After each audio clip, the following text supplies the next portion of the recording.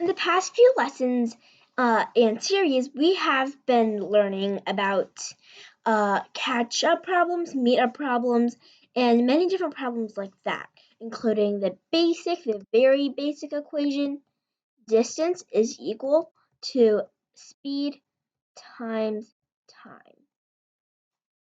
So this equation right here is another one we are going to have, but this is another type of variation, and it's called trains crossing bridges. So what makes trains crossing bridges different from meet-up problems, catch-up problems, and this normal type of distance equals uh, speed times time problem? Well, imagine a train, and I'm going to draw one out right now. Imagine a train, and right here, right? This is going to be a bridge, and it's not going to look like a bridge, but I'm going to try to make it look like one. So this is a bridge, and this is a train. I'm going to add a few wheels to it. So when I'm asking you, so this train is going to cross this bridge, right? But what tells you when it's fully crossed the bridge? What does that mean? What does that term, fully crossed the bridge, mean? Well, it's not when this front end right here reaches here. It's when its back end right here reaches here. This way, we will have the whole train finish crossing the road. I mean this bridge. And also bridges don't just have to be bridges. They could be people, which just has a length of 0, those things. But what makes this different from catch-up and meet-up problems and just this normal type of problem is that there's a length to the train. So that just kind of defines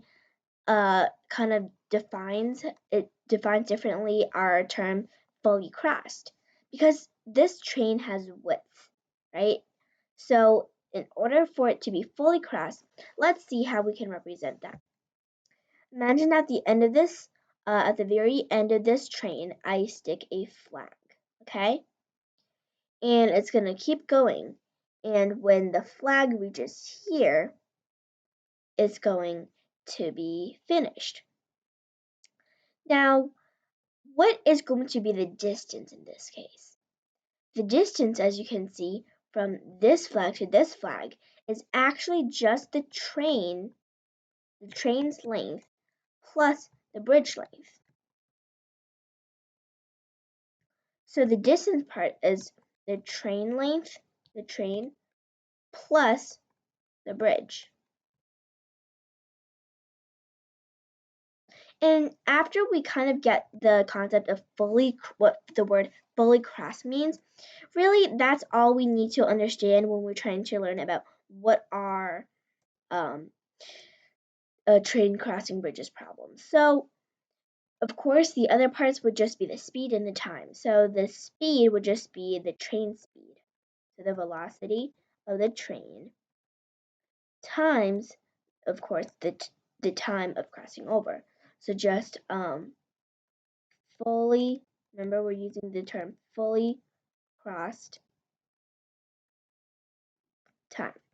So the time it takes for the train to fully cross the bridge is called a fully crossed time, and that's just a nickname I gave for it. So the distance, which is actually just the train plus the bridge, is equal to the velocity of the train times the fully crossed time. So now, since we've got the concept of what are crossing bridges problems, and we know the equation for it, let's move on to some word problems.